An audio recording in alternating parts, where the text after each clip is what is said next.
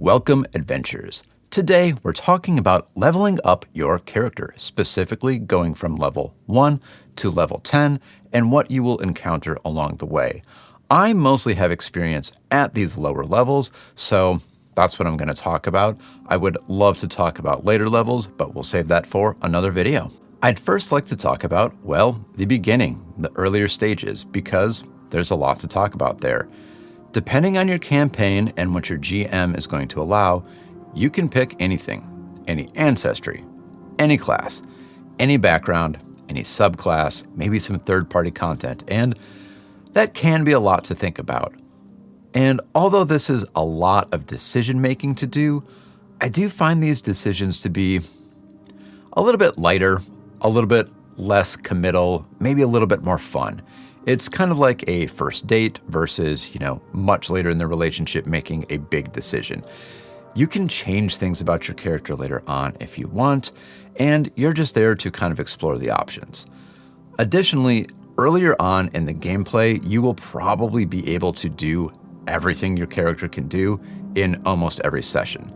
What I mean by that is, let's say as a caster, you will probably be able to use all of your spell slots and maybe try out all of your cantrips.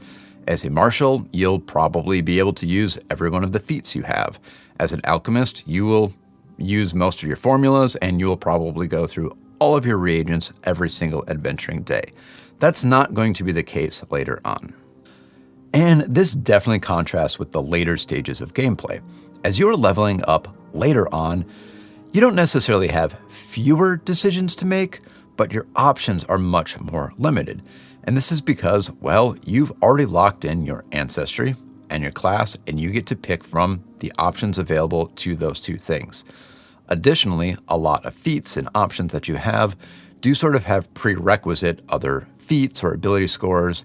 So as you go down the advanced stages of your character play, you do sort of maybe start to go down a little bit of a tunnel, and you can branch a little bit off to the left or to the right, but it is no longer a wide open field available to you.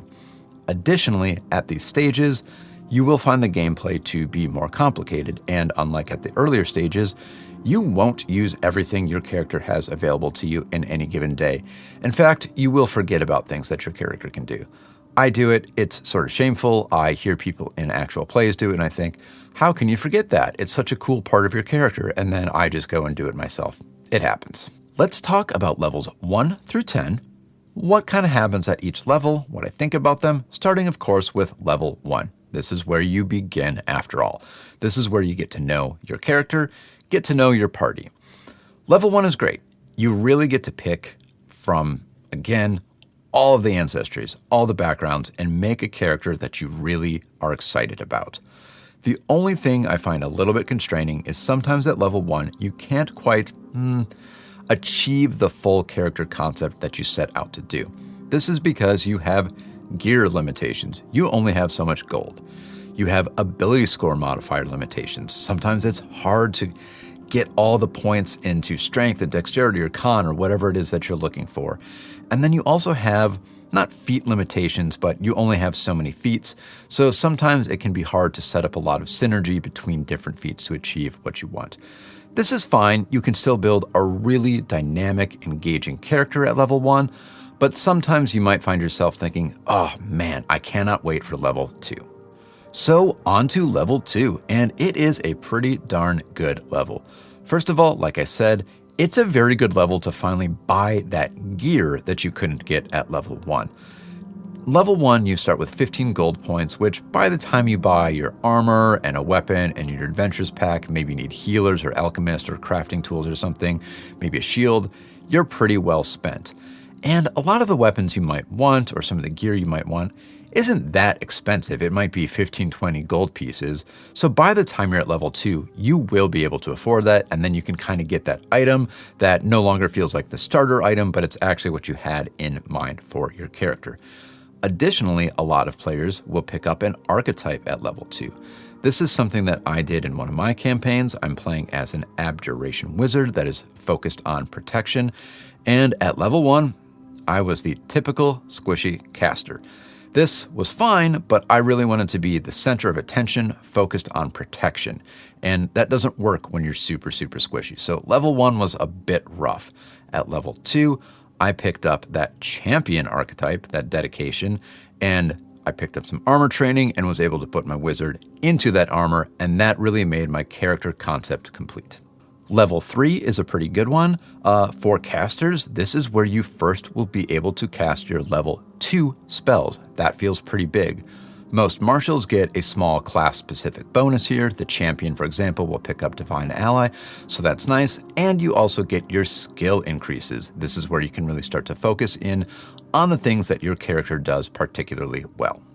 Level 4 kind of doesn't feel like much. Class feat, skill feat, okay. But level 5 feels like a really big level.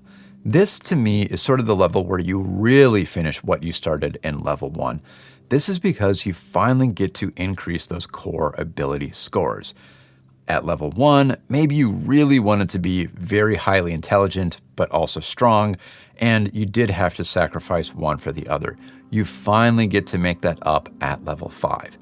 Additionally, this is only the second time that you will be able to pick up an ancestry feat.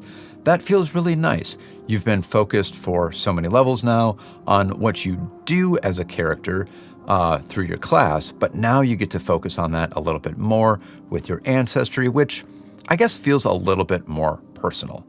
Additionally, your martial characters are going to pick up expertise in their weapons, expert weapon training at this point, which is huge, and casters will now be able to cast level 3 spells.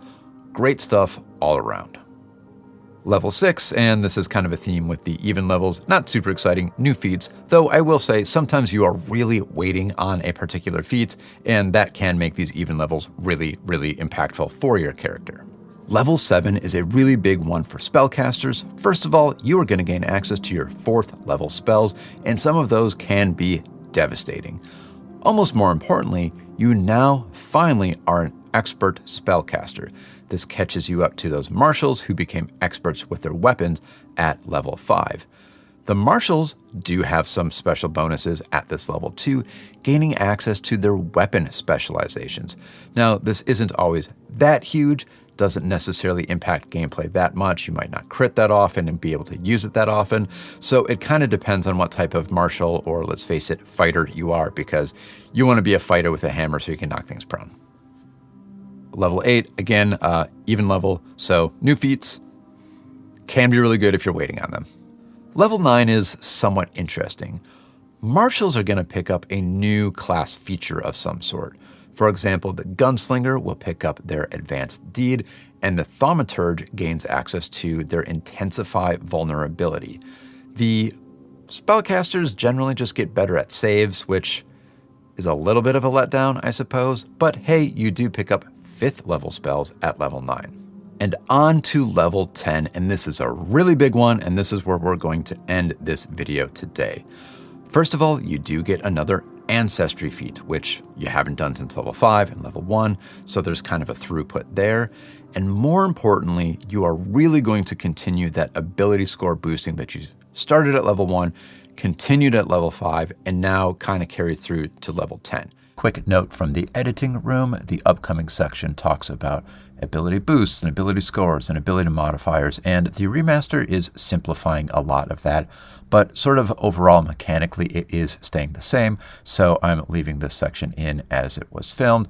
Just know that the terminology will change slightly according to the remaster. We do need to talk about the way that ability boosts, ability scores, and ability modifiers work, because this is really important to connect level 5 to level 10. At level 1, it's simple. If you boost an ability, you modify that ability score and the ability modifier, and it's just a linear relationship. So if you put a point into strength, that is 1 boost, your ability score, your strength goes from 10 to 12. 1 boost gives you 2 points, and the ability modifier increases by 1. So this ability modifier could be for your attacks. Your attack increases by 1.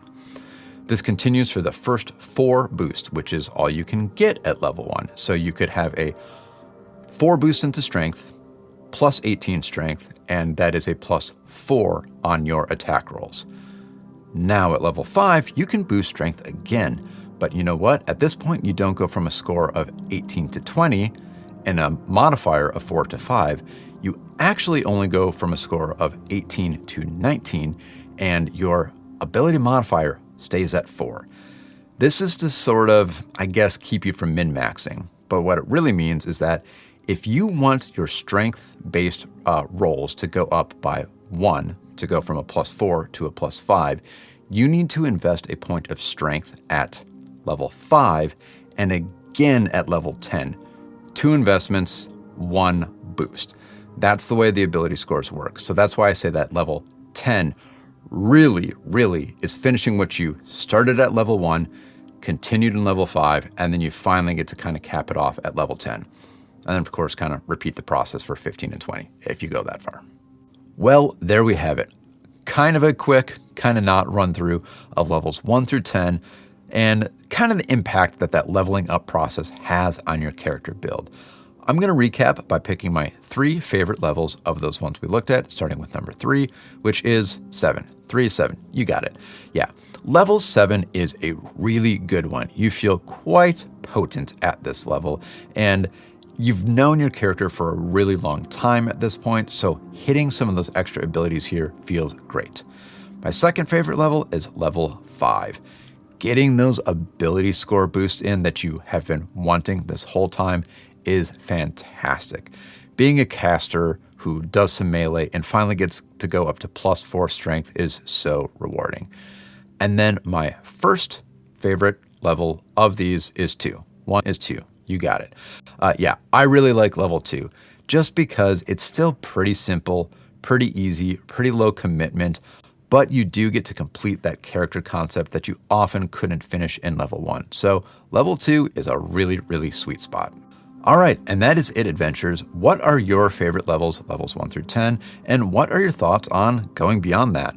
We'll do a video on levels 11 through 20 at some point, but in one campaign, we're at level 4, about to level up to 5, and the other, we just leveled up to level 5, so I've got some work before I get there.